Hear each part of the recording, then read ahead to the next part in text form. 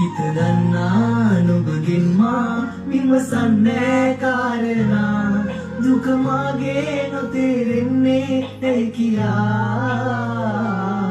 මරමින් මා පෙම් කෙරුවා පවරන්නේ චෝදනා නුඹ ආයේ නැතත් ඉන්නේ මා සොයා උලම් වීමයි දෙන්ම යෑමයි ඒ නුඹේම තීරණයි සෙනසි